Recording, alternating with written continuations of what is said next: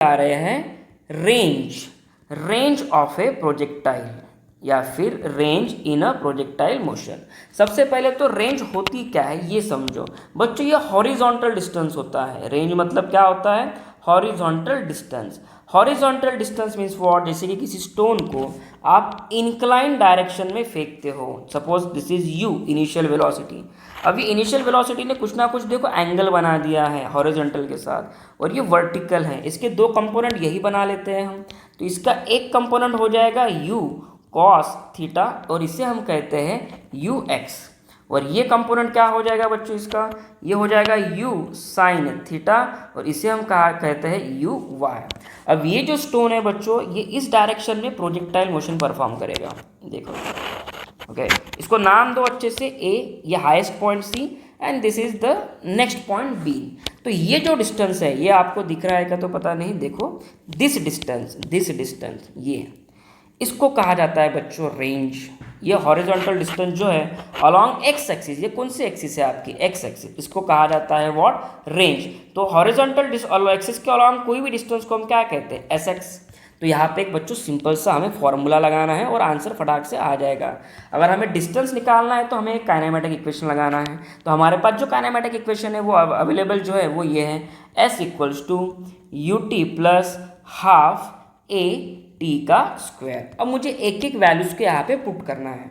सबसे पहले अगर हम रेंज निकालने जाए तो रेंज बच्चों एक हॉरिजॉन्टल मोशन पे अलोंग आ रहा है या हॉरिजॉन्टल एक्सिस पे आ रहा है। तो यहाँ पे मैं हर जगह पे x लिख दूंगा, यू एक्स, ए एक्स और टी का बच्चों टी पे x या y नहीं लिखा जाता है, ठीक है।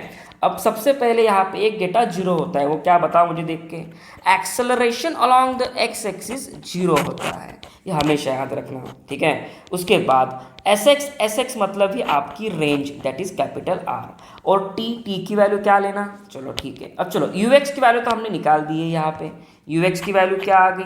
You x is you cos theta, you x is what? You cos theta. अब टाइम की वैल्यू क्या लें? देखो आप ए से बी पे आ रहे हो, ए से पूरा घूम के कहाँ पे आ रहे हो आप? बी पे आ रहे हो। तो ये पूरे टाइम को क्या कहते हैं? This total time is called time of flight.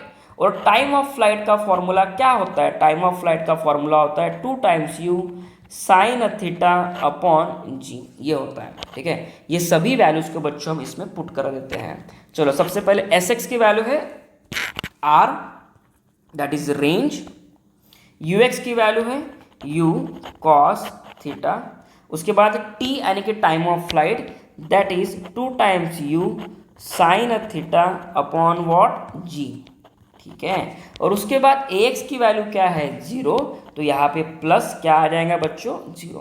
तो ये टर्म को हम लिख सकते हैं, रीअरेंज कर सकते हैं, दिस इज 2।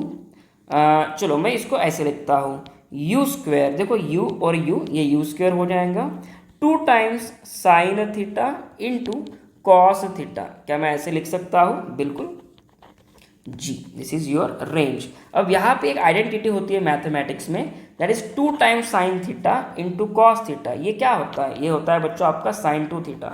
तो इसको मैं रीअरेंज करता हूँ, u square into sine 2 theta upon g. तो बच्चों रेंज का जो फॉर्मूला है वो कुछ इस तरीके से है, सिंपल सा फॉर्मूला है, ठीक है। तो यहाँ पे अगेन द सेम प्रॉब्लम, यहाँ पे बच्चे अक्सर यही गलती करते हैं कि ये जी की वैल्यू -10 नहीं पुट करना है, क्योंकि ऑलरेडी हमने जी को सॉल्व करते समय ये जो टाइम ऑफ फ्लाइट निकाला था उसमें ए वाई की वैल्यू -g ऑलरेडी डाली है। तो यहाँ पे जी की वैल्यू -10 मत डालना, ठीक है, अदरवाइज ये इजी क्वेश्चन है। चलो thank you so much for watching this video, bye everyone.